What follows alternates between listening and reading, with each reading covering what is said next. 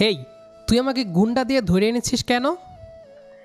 এত রাগ দেখাচ্ছ কেন সুইটহার্ট? তোমাকে বিয়ে করব তাই উঠিয়ে এনেছি। এসেছে আমায় বিয়ে করবে। তোর ইচ্ছা কল্পনা তো সফল হবে না।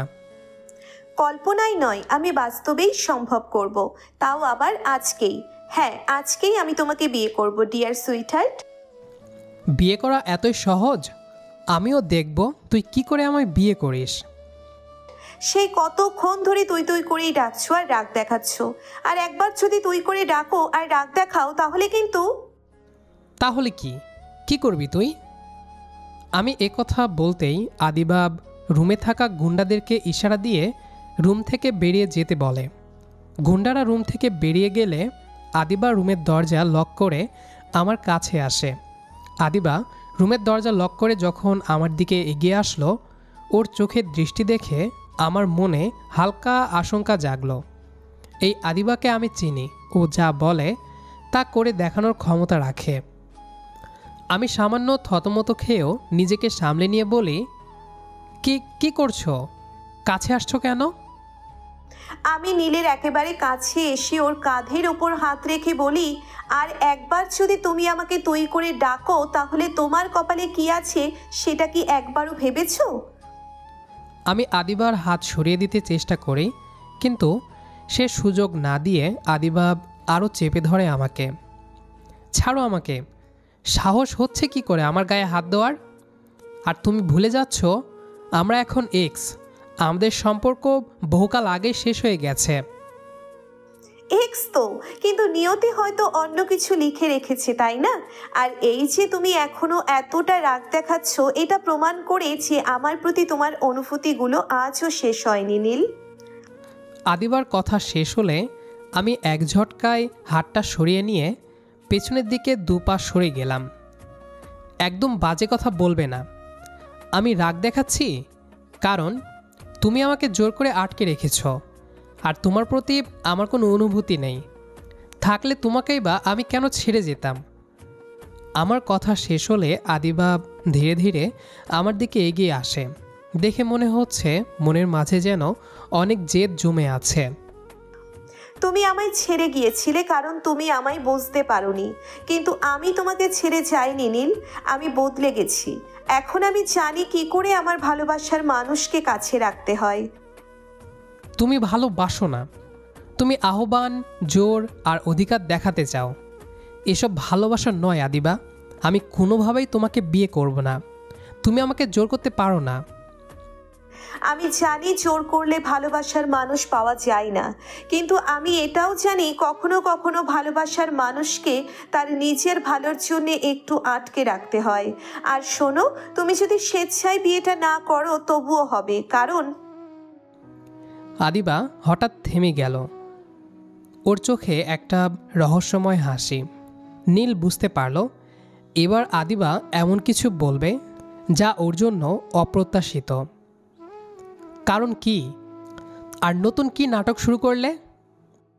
আমি নীলের বিরক্তিকে পাত্তা না দিয়ে নীলের আরো কাছে এসে ফিসফিস করে বলি, কারণ তোমার পরিবারের লোকেরা জানে তুমি আমাকে বিয়ে করতে চাও, আর তারা খুশি মনেই এই ব্যবস্থা করে দিয়েছেন। কি কি বলছো তুমি? আমার বাবা মা তারা কি পাগল হয়ে গেছেন? আমি তোমার বাড়ি গিয়েছিলাম নীল, তোমার বাবা মায়ের সঙ্গে দেখা করে সব বুঝিয়ে বলেছি। তাদেরও তো একটা সিনিয়র বউ দরকার, তাই না? আমি এবার সত্যি ভয় পেয়ে গেলাম। আদিবা কি এমন করেছে বা বলেছে যে আমার বাবা মা এই সিদ্ধান্ত নিয়েছেন? এই মেয়েটা সত্যি সীমালঙ্ঘন করতে পারে। তুমি তুমি কি বলছো আদিবা? আমার বাবা মা কিছুতেই এসব মানতে পারেন না। তারা তো জানেন। তারা এখন এটাই জানেন যে আমরা একে অপরের জন্য পারফেক্ট। আর দেরি নয় সুইটহার্ট, নিচে পুরোহিত প্রস্তুত। চলো, তোমাকে তোমার রাগী বইয়ের সঙ্গে 7 পাকে বাঁধা পড়তেই হবে। আমি কথা শেষ করে নীলের হাত ধরতে গেলে নীল শটান পিছিয়ে যায়। আমি কিছুতেই যাব না। আমি পালানোর চেষ্টা করব, দরকার হলে চিৎকার করব। চেষ্টা করে দেখতে পারো, কিন্তু লাভ হবে না। কারণ তোমাকে যে বাড়িতে আনা হয়েছে সেটা আমার নিজের বাড়ি, আর এই বাড়ির দেওয়ালগুলো অনেক মজবুত। আদিবা এবার আর কোনো কথা না বলে গুন্ডাদের ডাকার জন্য দরজার দিকে এগোতে থাকে। নীলের মনে হলো ওর চারপাশে একটা অদৃশ্য ফাঁদ পাতা আছে, আর ও সেই ফাঁদে অসহায়ভাবে আটকে গেছে। এই আদিবা সত্যি অনেক বেশি বদলে গেছে।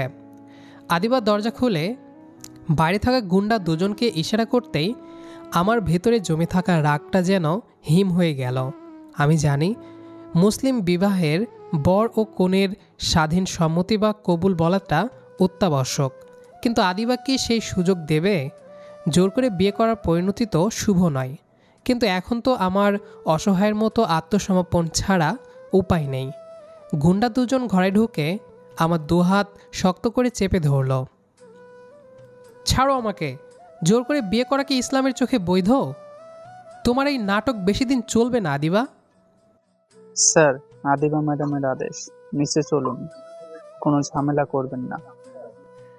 আমার দিকে এগিয়ে সে চোখে শয়তানি হাসি।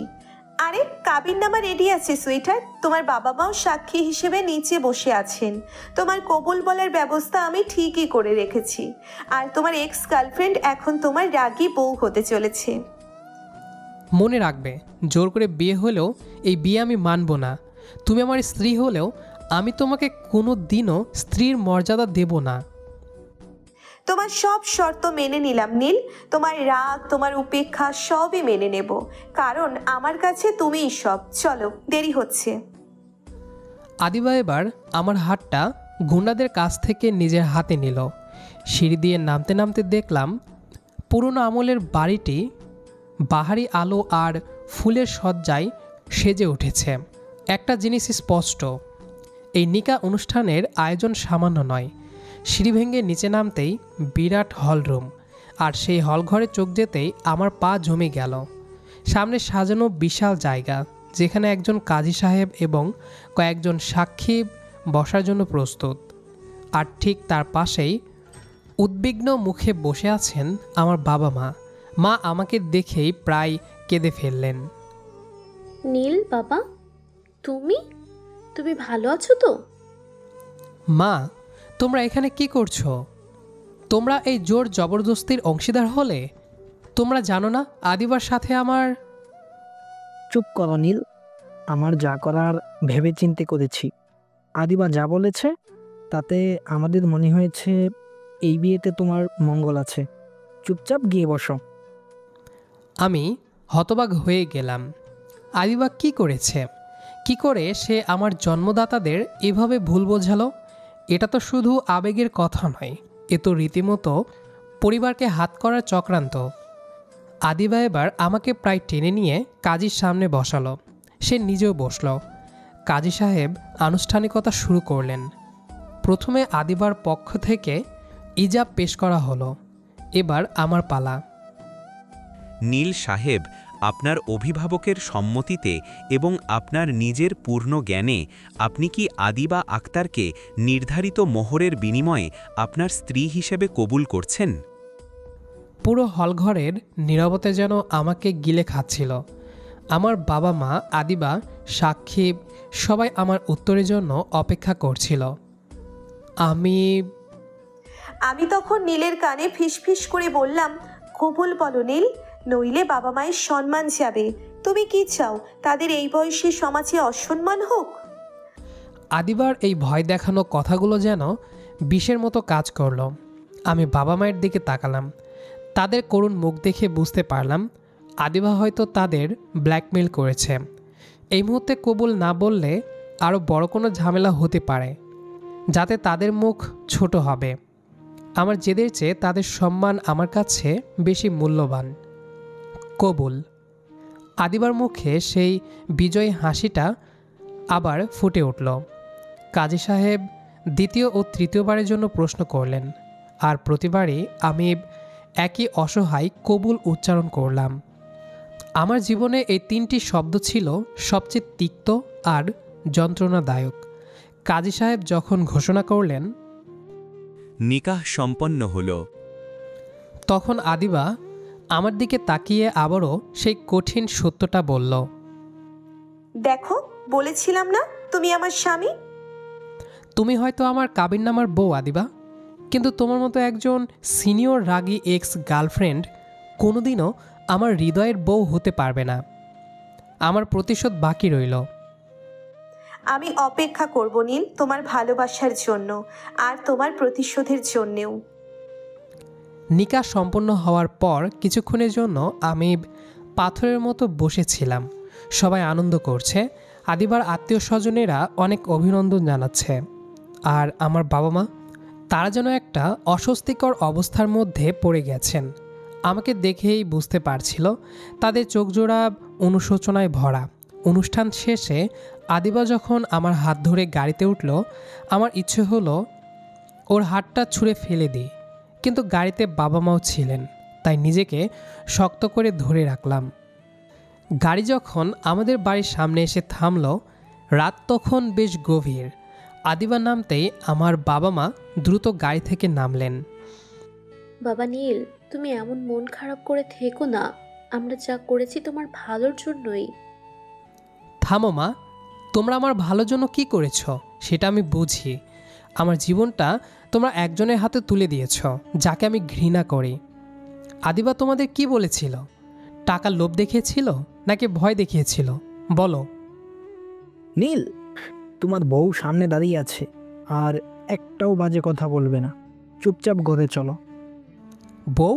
এ আমার বউ না, এ বিয়ে আমি মানি না।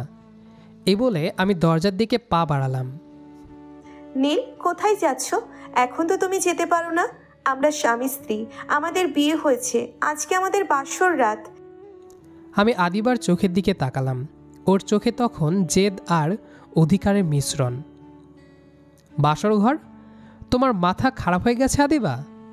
আমি বরং মরতে পারি, কিন্তু তোমার সাথে এক ছাদের নিচেও থাকবো না। আর আমাকে আটকানোর চেষ্টা করো না। আমি তোমার বউ, আমার অধিকার আছে তোমাকে আটকানোর। আমি কিছুটা সাহস করে নীলের হাতটা ধরলাম, কিন্তু হাত ধরা না মাত্র নীল তার হাতটা সজোরে ঝটকা দিয়ে সরিয়ে নিল। অধিকার? আদিবা, আমার জীবনে তোমার কোনো অধিকার নেই। তুমি জোর করে আমাকে কাবিননামায় সই করিয়েছ, কিন্তু আমার মনটা কেড়ে নিতে পারোনি। শোনো, তুমি তোমার ক্ষমতা, তোমার জেদ আর তোমার সিনিয়র রাগী বউয়ের তকমা নিয়ে এই বাড়িতে থাকো। আমি চললাম। আদিবা যেন আমার এই তীব্র প্রত্যাখ্যানের জন্য প্রস্তুত ছিল না। ওর চোখ দুটো ছলছল করে উঠল। নীল, তুমি এমন করো না, অন্তত আমার কথাটা একবার শোনো। তোমার কোনো কথা আমি শুনতে চাই না। তোমার সব কথাই আমার কাছে এখন ষড়যন্ত্র ছাড়া কিছু নয়। আর শোনো, আমি এক মুহূর্ত থামলাম। বাবা মা দুজনেই তখন অসহায়ভাবে আমাদের দিকে তাকিয়ে আছেন। আদিবা, আমি এই মুহূর্তে বাড়ি থেকে বের হচ্ছি, আর এই বাড়ির ছায়াও মারাবো না যতক্ষণ না তুমি আমার বাবা মাকে সত্যিটা বলছো। আর আমি তোমাকে স্পষ্ট করে বলছি, আমার জীবনের পথ আর তোমার জীবনের পথ আজ থেকে আলাদা। এই বিয়েটা একটা ভুল, আর আমি সেই ভুল শুধরে নেব। এই বলে আমি আর এক মুহূর্তও দাঁড়ালাম না। বাবা মা আমাকে ডাকছিলেন, কিন্তু আমি কর্ণপাত করলাম না। আমি জানি আমি যেটা করেছি সেটা তাদের জন্য খুব কষ্টের, কিন্তু এই মুহূর্তে আমার নিজেকে মুক্ত করাটা বেশি জরুরি ছিল। আদিবার এই জাল থেকে বের হওয়ার দরকার ছিল আমার। আমি দ্রুত পায়ে হেঁটে গলির মুখে এসে একটা ট্যাক্সি ধরলাম। ট্যাক্সিতে বসে যখন দেখলাম আমাদের বাড়িটা ছোট হতে হতে মিলিয়ে যাচ্ছে, তখন আমার দম বন্ধ হয়ে এলো। আমি সোজা ট্যাক্সিওয়ালাকে বললাম, চলেন আরিফের বাসায়। আরিফ আমার সবথেকে কাছের বন্ধু, সে সব জানে। আদিবার সাথে আমার সম্পর্ক ভাঙা থেকে শুরু করে আজ জোর করে বিয়ে পর্যন্ত হওয়া। আমি জানি এই কঠিন সময়ে শুধু আরিফই আমাকে শান্ত করতে পারবে এবং একটা নতুন পথের সন্ধান দিতে পারবে। আমি আপাতত এই রাগী বোর্ড থেকে অনেক দূরে যেতে চাই। আমি যখন আরিফের বাড়িতে পৌঁছালাম, রাত তখন প্রায় 2টো। আরিফ সব শুনে আমাকে জড়িয়ে ধরল। ওর কাছে এসে যেন হাঁফ ছেড়ে বাঁচলাম। জোর করে হওয়া একটা বিয়ের মানসিক চাপ থেকে মুক্তি পেতে আমার একজন বিশ্বাসী বন্ধুকে দরকার ছিল। দোস্ত, তুই আমাকে বাঁচা, আমার মাথা কাজ করছে না। আদিবা কি করে আমার বাবা মাকে এভাবে... শান্ত হ নীল, কয়েকদিন এখানে থাক, মাথা ঠান্ডা হোক। আপাতত ফোন বন্ধ করে রাখ। তোর এই রাগী বউ আর তোর পরিবারকে একটু বুঝতে দিয়েছি তুই কতটা রেগে আছিস। আরিফের কথা মতো আমি ফোনটা সাইলেন্ট করে ব্যাগের তলায় রেখে দিলাম। পরের 2 দিন আমি আরিফের বাসাতেই কাটালাম। এই 2 দিনে আমি পৃথিবীর সঙ্গে সব সম্পর্ক ছিন্ন করে দিয়েছিলাম। প্রথম দিনটা কেটেছিল আদিবার আর আমার সম্পর্ক ভাঙার কারণ আর তার আজকের এই জবরদস্তি নিয়ে রাগ আর হতাশায়।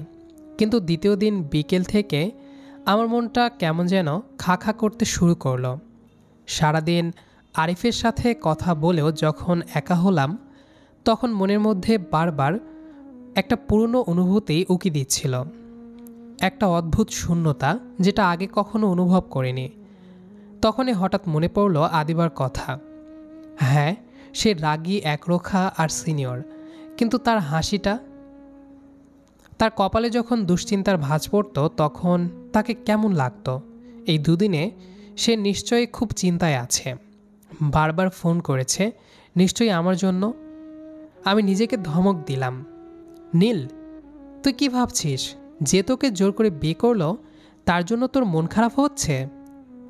তবুও মন থেকে আদিবার মুখটা যাচ্ছিল না। ওর সেই শেষ কথাগুলো মনে পড়ছিল। তোমার সব কষ্ট আমি মেনে নেব, কারণ তোমার দেওয়া প্রতিটি কষ্টই হবে আমার জন্য তোমার উপহার। নিজেকে সামলে নিয়ে আমি অস্থিরভাবে দাঁড়িয়ে উঠলাম। ঠিক সেই মুহূর্তে টেবিলের ওপর সাইলেন্ট করে রাখা আমার ফোনটা ভাইব্রেশন দিয়ে উঠল। আমি দ্বিধাগ্রস্ত হাতে ফোনটা তুলে নিলাম। স্ক্রিনে দেখলাম মা লেখাটা জলজল করছে। আদিবা, বাবা, এমনকি কাজীর পক্ষ থেকেও কল এসেছিল, কিন্তু আমি রিসিভ করিনি। কিন্তু মায়ের কল উপেক্ষা করা আমার পক্ষে অসম্ভব। আমি দেরি না করে রিসিভ বাটনটা চেপে দিলাম। হ্যালো মা। মায়ের কণ্ঠস্বর শুনে মনে হলো তিনি যেন কাঁদছেন, স্বরটা কাঁপছিল। নীল, তুই কোথায়? আমার কথা শোন, তোর বাবা তো, তুই 1 ঘন্টার ভেতরে যদি এই বাড়িতে না আসিস তাহলে আমার মরা মুখ দেখবি বলে দিলাম। মায়ের কথা শুনে আমার বুকের ভেতরটা কেঁপে উঠল। মরা মুখ? এ কেমন কথা? বাবা কি অসুস্থ হয়ে পড়েছেন? আদিবা কি কোনো বিপদ ঘটিয়েছে? মা, তুমি সব কি বলছো? কি হয়েছে? বাবা কেমন আছেন? কিন্তু মা আর কোনো কথা বলার সুযোগ দিলেন না। একটা চাপা কান্নার শব্দ শোনা গেল, আর মুহূর্তেই মা কলটা কেটে দিলেন। আমার হাত থেকে ফোনটা টেবিলে পড়ে গেল। মায়ের সেই অভিশাপের মতো হুমকি আমার কানে বাজতে লাগলো। আদিবা যতই খারাপ হোক, বাবা মায়ের চেয়ে গুরুত্বপূর্ণ আর কিছু নয়। তাদের জীবন বিপন্ন হতে পারে ভেবেই আমার আর 1 মুহূর্ত অপেক্ষা করা সম্ভব হলো না। কি হলো রে, আন্টি কি বললেন? আমি তাড়াহুড়ো করে ব্যাগ গোছাতে গোছাতে বললাম, জানি না দোস্ত, তবে পরিস্থিতি সিরিয়াস। মা এমন কথা কখনো বলেন না। আমি এখনই বাড়ি যাচ্ছি, তুই আমার জন্য চিন্তা করিস না। সাবধানে যাস, আর আদিবার সঙ্গে কোনো ঝামেলা করিস না। যা করবি ঠান্ডা মাথায় করিস।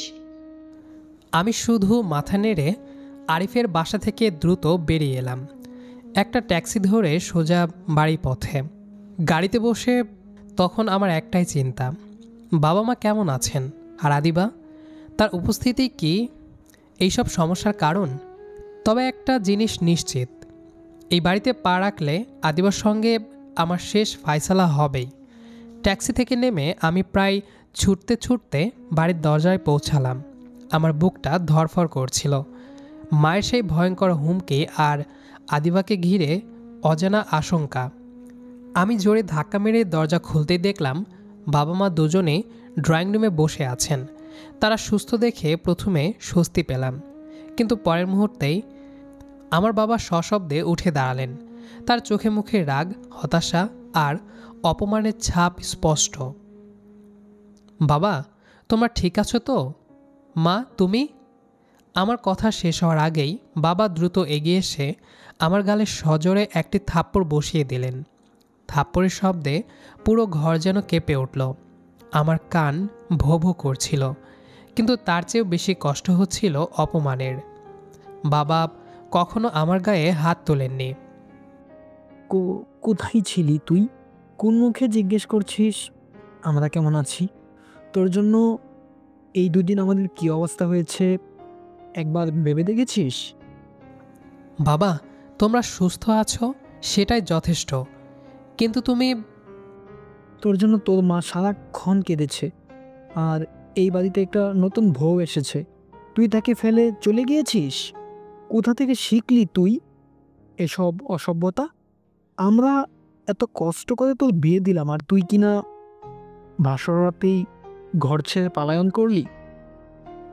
নীল, তোকে তো আমি এমন শিক্ষা দেইনি। তোর বাবা মায়ের অসম্মান করলি, আর যে মেয়েটা ভালোবাসে তোকে বিয়ে করলো তাকে এমন কঠিন শাস্তি দিলি। ও আমাকে ভালোবেসে বিয়ে করেনি মা, ওর জোর করে। চুপ কর। জোর করে বিয়ে?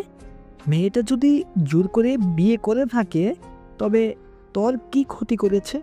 ও কি তোর সম্মান নষ্ট করেছে? ও তো তোর জীবনটাকে গোছাতে চেয়েছিল। বাবা হাঁপাতে হাঁপাতে চেয়ারে বসে পড়লেন। মা বাবার মাথায় হাত বুলিয়ে দিতে দিতে আমার দিকে করুণ চোখে তাকালেন এবং এবার যে কথাটা বললেন সেটা আমাকে স্তব্ধ করে দিল। নীল, আদিবা এই দুদিনে এক ফোঁটা খাবার মুখে তোলেনি। কাল রাতে তোর বাবা জোর করে সামান্য একটু সুজি খাইয়েছিলেন, সেটুকুও বমি করে দিয়েছে। আজ সারা দিন সে উপোস করে আছে। আমরা বহুবার অনুরোধ করেছি, ও শুধু কাঁদছে আর বলছে আমার স্বামী না খেলে আমি কি করে খাবো। মায়ের কথাগুলো আমার কানে যেন পেরেক ঠুকে দিল। আমি ভাবছিলাম আদিবা হয়তো রাগ দেখিয়ে নাটক করছে, কিন্তু সে যে না খেয়ে আছে আমার জন্য, যে আমাকে এত ঘৃণা করে, সেই আমি বাড়ি ছেড়ে চলে যাওয়ায় সে না খেয়ে আছে। এই দুদিনে সে নিশ্চয়ই খুব কষ্ট পেয়েছে। আমার সব রাগ, জেদ আর অভিমান যেন এক মুহূর্তে কর্পূরের মতো উবে গেল। আমার চোখে জল এসে গেল। আমি স্পষ্ট বুঝতে পারলাম এই আদিবা সত্যি আমাকে ভালোবাসে। তার পদ্ধতি ভুল হতে পারে, সে রাগে হতে পারে, কিন্তু তার আবেগটা মিথ্যা নয়। মা, আমি ভুল করেছি, আমাকে ক্ষমা করে দাও মা। আমি সত্যি বুঝতে পারিনি, আমি খুব খারাপ কাজ করেছি। মা দ্রুত উঠে এসে আমাকে জড়িয়ে ধরলেন। বাবা, যা করেছিস ভুলে যা। এখন যা তোর বউয়ের কাছে যা, ওকে খেতে বল, দেখবি সব ঠিক হয়ে যাবে। আমি আর এক মুহূর্ত নষ্ট করলাম না। সিঁড়ি ভেঙে প্রায় দৌড়ে আদিবার ঘরে গেলাম। দরজায় ধাক্কা না দিয়েই আলতো করে ভেতরের দিকে ঠেলে দিলাম।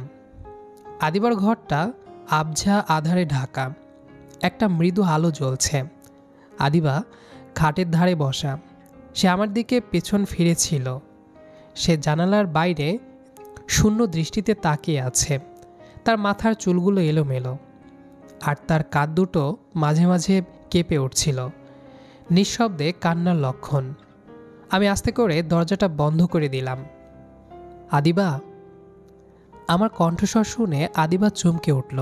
ধীরে ধীরে সে আমার দিকে ফিরল। তার চোখ দুটো ফোলা, ভেজা, আর চোখে সেই অহংকার বা জেদের লেশমাত্র নেই, আছে শুধু অসহ্য যন্ত্রণা। তুমি ফিরে এসেছো? আমি ধীরে ধীরে তার দিকে এগিয়ে গেলাম। হ্যাঁ, ফিরে এসেছি। আমি দুঃখিত। আমি খুব অন্যায় করেছি। আমি জানতাম না তুমি না খেয়ে আছো। আদিবা হঠাৎ উঠে দাঁড়িয়ে আমার দিকে তাকালো। ওর ঠোঁট কাঁপছিল। কেন এসেছো? আবার চলে যাওয়ার জন্য? ওই দিন রাতেই তো বলেছিলে আমার সাথে এক ছাদের নিচেও থাকবে না। আমার কোনো কথা শুনতে চাওনি। যাও, চলে যাও। আদিবা, আমি আর যাব না। আমার ভুল হয়ে গেছে। প্লিজ, তুমি আগে কিছু খাও, তোমার শরীর খারাপ হবে। আমি আদিবার কাছে গিয়ে ওর কাঁধে হাত রাখলাম, কিন্তু আদিবা আমার হাতটা সরিয়ে দিল। তুমি যখন দুদিন ধরে আমার কল ধরনি, যখন আমার সব অনুরোধ উপেক্ষা করেছো, তখন আমার শরীর খারাপ হয়নি? তোমার কাছে কি মনে হয় আমার এই শরীরটা নিয়ে আমার আর কোনো চিন্তা আছে? আমি অপরাধীর মতো মাথা নত করে আছি। আমি জানি আমি তোমাকে কষ্ট দিয়েছি, কিন্তু এবার আমি ফিরে এসেছি। আমি কথা দিচ্ছি আমি আর কোথাও যাব না। আদিবা আমার দিকে এক দৃষ্টিতে তাকিয়ে রইল। তারপর হঠাৎ করে আমার দিকে এগিয়ে এসে আমাকে শক্ত করে জড়িয়ে ধরল। সেই আলিঙ্গনে কোনো জেদ ছিল না, ছিল শুধু দুদিনে চেপে রাখা কষ্ট আর চরম অসহায়ত্ব। কেন এমন করলে নীল? আমি কি সত্যি এত খারাপ? আমি কি তোমার জীবনে এতই অনাকাঙ্ক্ষিত? আমি নিজেকেও সামলাতে পারলাম না। আদিবাকে আরও শক্ত করে ধরে রাখলাম। না আদিবা, তুমি খারাপ নও, আমি বোকা ছিলাম। প্লিজ আর কেঁদো না। চলো, আমি তোমাকে নিজ হাতে খাইয়ে দেব। আমি আদিবাকে শক্ত করে ধরে রাখলাম। সে কাঁপছিল। তার নীরব কান্নার উত্তাপ আমার শার্ট ভেদ করে আমার হৃদয়ে প্রবেশ করছিল। দুদিনের অপেক্ষা আর রাগের দেওয়ালটা যেন এক নিমিষে ভেঙে গেল। আমি এখন শুধু আমার এই সিনিয়র জেদি আর রাগী বউটার কষ্ট মুছে দিতে চাই। আমি আদিবার চোখের জল মুছে দিলাম। চলো আদিবা, আগে খেতে হবে। আমার সামনে তুমি যদি না খাও তাহলে আমিও খাবো না। আমি একা খেতে পারবো না। ঠিক আছে, আমি তোমাকে খাইয়ে দেব। আমি আদিবাকে আর কোনো কথা বলার সুযোগ দিলাম না। তাকে কোলে তুলে নিলাম। আদিবা চমকে উঠল। ওর ফ্যাকাশে মুখে একরাশ লজ্জা আর অবিশ্বাস ফুটে উঠল। কি করছো নীল? নামাও আমাকে। আমি ওর চোখের দিকে তাকিয়ে হেসে দিলাম। এই দুদিন তুমি আমার জন্য কষ্ট পেয়েছ, এখন তুমি আমার শাস্তি। তোমার এই শাস্তি আমি হাসি মুখে মেনে নেব। আর তোমাকে নামাতে পারবো না, কারণ তুমি যদি আবার পালাতে চাও। আমি ওকে কোলে নিয়েই ঘর থেকে বের হলাম। সিঁড়ি দিয়ে নামার সময় বাবা মা দুজনেই ড্রয়িং রুমে ছিলেন। তারা দৃশ্যটা দেখে অবাক হলেন, কিন্তু তাদের চোখে মুখে তখন আনন্দের ঝলক। আমি আদিবাকে কোলে নিয়েই ডাইনিং টেবিলের কাছে এলাম। আদিবা লজ্জায় মাথা নামিয়ে নিল। নীল, বাবা তোরা বস, আমি খাবার আনছি। আমি আদিবাকে চেয়ারে বসিয়ে নিজে পাশে বসলাম। মা দ্রুত খাবার এনে টেবিলে সাজিয়ে দিলেন। আমার বাবাও এসে আমাদের পাশে বসলেন। পরিবেশটা মুহূর্তেই এক উষ্ণ পারিবারিক ভালোবাসার আবহে ভরে গেল। এক চামচ ভাত তুলে আদিবার মুখের সামনে ধরলাম। এবার কোনো জেদ নয়, একদম চুপ করে খেয়ে নাও। আদিবা লজ্জায় আমার দিকে তাকাতে পারছিল না। তার এই ভীরু লাজুক রূপটা আমার কাছে একদম নতুন। এই আদিবাকেই তো আমি ভালোবাসতাম। সে ধীরে ধীরে চামচ থেকে খাবারটা মুখে নিল। খাবার সময় আদিবা বারবার মাথা নিচু করে আমার দিকে তাকাচ্ছিল। হয়তো সে ভাবছিল যে স্বামী তাকে বাসরাতে ফেলে গিয়েছিল, সে কেন এমন যত্ন নিচ্ছে। আমি এক মুহূর্তের জন্য ওর হাত ধরে মৃদু চাপ দিলাম, যেন বোঝাতে চাইলাম সব রাগ শেষ, এবার শুধু আমরা। ডিনার শেষ হলো এক আনন্দময় পরিবেশে। বাবা মা দুজনেই অনেক খুশি। আমি আদিবার হাত ধরে দ্রুত সিঁড়ি ভেঙে আমাদের ঘরে এলাম। রুমে ঢুকে আমি দরজা বন্ধ করে দিলাম। আদিবা স্থির হয়ে দাঁড়িয়েছিল। রুমে প্রবেশ করে আমি দরজার দিকে পিঠ দিয়ে দাঁড়িয়ে নিচু স্বরে বলি, আদিবা, আমি ক্ষমা চাইছি। আমার মনে অনেক রাগ ছিল, আমি বুঝতে পারিনি তুমি সত্যি আমাকে কতটা। নীল তখন পেছন থেকে এসে আমাকে জড়িয়ে ধরলো। আমাকে আর কিছু বলতে হবে না নীল, তোমার ফিরে আসাই আমার জন্য যথেষ্ট। আমি জানি আমার পদ্ধতি ভুল ছিল, কিন্তু আমি তোমাকে হারাতে চাইনি। আমি ঘুরে আদিবার চোখে চোখ রাখলাম। কেন এই জোর করা বিয়ে আদিবা? কি এমন হয়েছিল? তোমার সঙ্গে সম্পর্ক ভাঙার পর আমি বুঝতে পারি আমি তোমাকে ছাড়া থাকতে পারবো না। আমি জানতে পারি তুমি বিদেশে চলে যাওয়ার পরিকল্পনা করছো। আমার তখন মনে হয়েছিল এইবার যদি তোমাকে না আটকাই তবে তুমি চিরকালের জন্য হারিয়ে যাবে। তাই আমি তোমার বাবা মাকে বুঝিয়েছিলাম আমার কাছে এমন কিছু তথ্য আছে যা তোমার ভবিষ্যতের জন্য জরুরি। আমি তাদের বলেছিলাম তোমার জীবনে আমার উপস্থিতি এখন আবশ্যক। আদিবার কথা শেষ হলে আমি আদিবার কপালে একটি আলতো চুমু দিয়ে বলি, তুমি সত্যি একটা রাগী জেদি মেয়ে, কিন্তু আমার। আর তুমি সেই রাগী বউয়ের স্বামী। সেদিন রাতে সেই ঘরে আর কোনো রাগ, অভিমান বা অভিযোগ রইল না। ছিল শুধু আদিবা আর নীলের দুদিনের বিরহের পর গভীর প্রেম। আদিবার সেই রাগী চোখের তারাই তখন ছিল শুধু ভালোবাসার স্নিগ্ধতা। আমি তাকে আলতো করে বিছানায় শুইয়ে দিলাম। আজ আর কেউ কাউকে জোর করল না। সবটাই হলো দুজনের মনের গভীর থেকে আসা আকাঙ্ক্ষা। আমি যখন আদিবার কপালে আলতো করে চুমু খেলাম, আদিবা তখন আমার কলার ধরে টান দিয়ে আমার ঠোঁটজোড়া দখল করে নিল। আমি তো পুরাই টাসকি। এরপর টানা 5 মিনিট পর আদিবা আমাকে ছেড়ে আমার বুকে মুখ লুকালো। আজ রাতে তুমি আর পালাতে পারবে না স্বামী। আমি আর পালাতে চাই না বউ। দুজনের ভালোবাসার উষ্ণতা, বিশ্বাস আর একে অপরের প্রতি অধিকার বোধের মধ্য দিয়ে আমাদের নতুন জীবন শুরু হলো। তো প্রিয় দর্শকরা, আজকের গল্প এখানেই শেষ হলো। যারা এতক্ষণ যাবৎ গল্পটি শুনেছেন তাদের সকলকে অনেক ধন্যবাদ।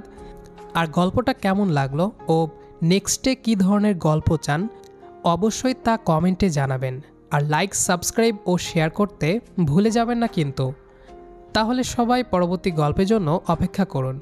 সেই পর্যন্ত আল্লাহ হাফেজ।